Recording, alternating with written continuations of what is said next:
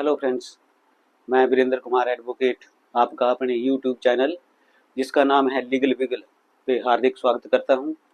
दोस्तों, जैसा कि हमने पिछले टॉपिक में डिस्कस करा था डेथ सेंटेंस और कैपिटल पनिशमेंट, तो आई होप कि आप अच्छी तरह से समझ गए होंगे उसको। आज का जो हमारा टॉपिक है वो है सेक्शन 8 भारतीय न्याय संहिता और section 63 to 69 Indian penal code. तो जैसा कि दोस्तों आपको पता ही है, अब 1 जुलाई से भारतीय न्याय संहिता ही चलेगी, तो हम इसके बारे में डिस्कस करेंगे। आपके नॉलेज के लिए मैं बता देता हूँ या बता दिया करूँगा कि जो हम सेक्शन, जैसे कि आज सेक्शन 8 डिस्कस कर रहे हैं, तो ये आईपीसी के कौन कौन सेक्शन थे या किस सेक्शन में था। तो ये सेक्शन 8 भारतीय न्याय संहिता और section 63 to 69 Indian penal code, ये है limit of imprisonment in default of payment of fine. तो इसमें आज हम डिस्कस करेंगे कि कोर्ट की जो पावर है, कितनी पावर है कि इन default of payment of fine में जो कोर्ट है जो सज़ा कर सकता है, उसके बारे में आज हम डिटेल से डिस्कस करेंगे। क्योंकि जैसा कि आपको पता ही है, बहुत ज़रूरी टॉपिक है, वेरी इंपॉर्टेंट टॉपिक है। जैसे कि आप जुडिशियल ऑफिसर भी सिलेक्ट होते हैं कल को, तो आपको पता होना चाहिए कि आप कितनी सज़ा दोषी को कर सकते हैं अगर वो पेमेंट ऑफ फाइन नहीं करता है। ये हम दो तरह से इसको डिस्कस करेंगे, दो तरह के केसों में। जैसे कि फर्स्ट हम डिस्कस करेंगे ऐसे केस जिनमें इम्प्रिजनमेंट की सज़ा भी है और फाइन की सज़ा भी है, उनमें कोर्ट की क्या पावर है। और ऐसे केस जिनमें ऑफेंस जो है पुनिशेबल ओनली विद फाइन है, उनको भी हम डिस्कस करेंगे। तो दोस्तों, जो सेक्शन 8 है भारतीय न्याय संहिता का, वो क्या कहता है कि कोर्ट्स की पावर क्या है। सेक्शन बोलता है कि कोर्ट्स ही है वो ही डिसाइड करेगा कि किस ऑफेंस में ऑफेंडर को कितनी सज़ा करनी है। अगर वो डिफ़ॉल्ट करता है पेमेंट ऑफ फाइन में, तब उसको कितनी सज़ा करनी है। जैसा कि आपको पता है, जब कोर्ट कन्विक्ट करता है तो वो जजमेंट हो जाती है, जजमेंट के हिसाब से कन्विक्ट हो गया, फिर उसके बाद आता है ऑर्डर ऑफ सेंटेंस। तो उस ऑर्डर में कोर्ट को ये डिफाइन करना होता है, ये बताना होता है कि अगर कोर्ट ने इसको इतनी सज़ा की है और इतना फाइन किया हुआ है, अब जो फाइन किया हुआ है अगर उसको ऑफेंडर नहीं पे करता है तो उसको कितनी सज़ा करनी है, ये सारी कोर्ट की डिस्क्रिशनरी पावर है। लेकिन उसके बाद भी कोर्ट पे लिमिट है कि ऑफेंडर को कितनी सज़ा मैक्सिमम कोर्ट कर सकता है in default of payment of fine. तो फर्स्ट हम डिस्कस करेंगे जो इसका क्लाउज है सेक्शन 8 का, क्लाउज 3 है भारतीय न्याय संहिता का। ये क्या कहता है, the term for which the court directs the offender to be imprison in default of payment of fine shall not exceed 1/4 of the term of imprisonment, which is the maximum fixed for the offence, if the offence be punishable with imprisonment as well as fine। तो दोस्तों, section क्या कहता है clause 3 section 8 की, कि court जो है offender को उतनी ही सज़ा कर सकता है, कितनी, 1/4 ऑफ द ऑफेंस, जिस ऑफेंस के लिए मैक्सिमम सज़ा, जैसे कि 10 साल की सज़ा है, तो in default of payment of fine court क्या कर सकता है, 1/4 यानी 2.5 साल की, 2 साल 6 महीने की ही सज़ा कर सकता है। अब इसमें एक जो नेक्स्ट क्लॉज है सेक्शन 8 की, क्लॉज 4, वो क्या कहता है, the imprisonment which the court impose in default of payment of a fine or in default of community service may be of any description to which the offender might have been sentenced for the offense। तो ये clause क्या कहती है, I think आपको नहीं अभी पकड़ पाए होंगे। तो इस क्लाउज के अनुसार क्या है कि कोर्ट जो है इम्प्रिजनमेंट, मैंने पहले आपको बताया हुआ है, इम्प्रिजनमेंट होती है दो तरह की। एक सिंपल और एक रिगरस इम्प्रिजनमेंट। तो इसमें क्या है, जैसे कि कोर्ट जो इन default of payment of fine जो सजा करेगा, जो मैक्सिमम ऑफेंस की होगी उसका 1/4 जो सजा करेगा, वो सिंपल भी हो सकती है और रिगर्स भी हो सकती है। पर इन केसों में हो सकती है जिनमें जो ऑफेंस है वो पुनिशेबल विद इम्प्रिजनमेंट है, तो उनमें जो है कोर्ट रिगर्स इम्प्रिजनमेंट भी कर सकती है in default of payment of fine.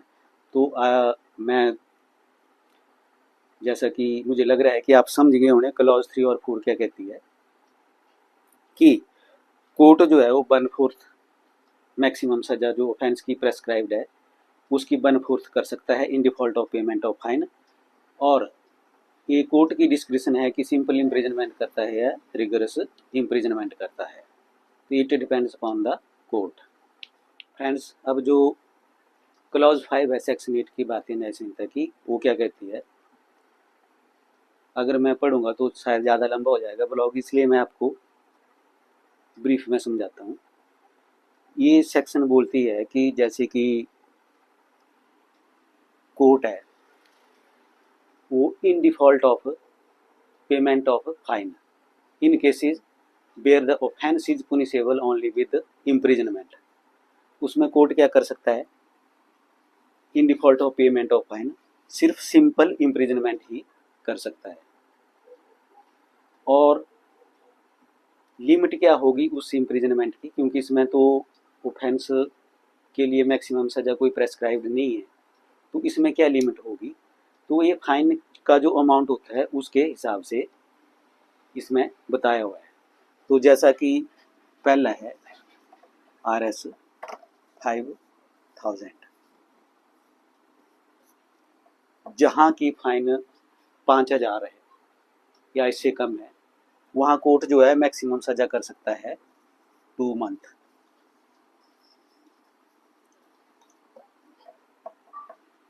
जब फाइन 5000 होगा मैक्सिमम, तो कोर्ट जो है 2 महीने की सजा कर सकता है in default of payment of fine.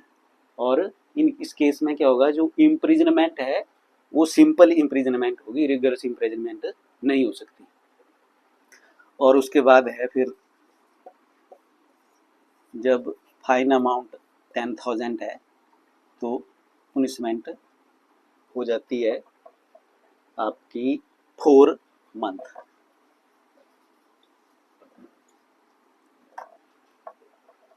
अगर 10,000 कोर्ट फाइन करती है और जो ऑफेंडर है उसको पे नहीं कर रहा है, तो कोर्ट मैक्सिमम सजा जो है उसको 4 मंथ कर सकती है in default of payment of fine.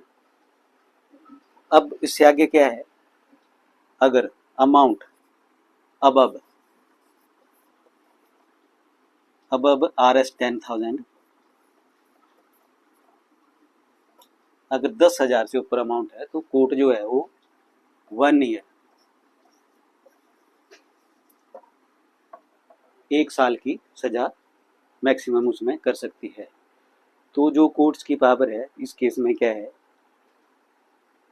कि मैक्सिमम सजा जो है कोर्ट 1 साल की ही कर सकती है, चाहे फाइन अमाउंट जितना मर्जी हो, चाहे 10,000 हो, नहीं 10,000 से ऊपर होगा इसमें, चाहे 11,000 हो या 1 लाख हो, चाहे 2 लाख हो, चाहे 5 लाख हो, तो मैक्सिमम सजा जो है कोर्ट 1 साल की ही कर सकती है और सिंपल इम्प्रिजनमेंट ही कर सकती है। फ्रेंड्स, तो आई होप कि जितना मैंने आपको समझाया वो समझेंगे उन्हें आप। तो अब हम डिस्कस करेंगे सेक्शन 8 भारतीय न्याय संहिता की क्लॉज 6। क्लॉज 6 क्या कहती है फ्रेंड्स, जैसा कि कोर्ट है, कोर्ट ने 1,000 रुपये फाइन कर दिया, फाइन हो गया जी 1,000 रुपये, और इन default of payment of this amount court ने पुनिशमेंट कर दी 4 मंथ।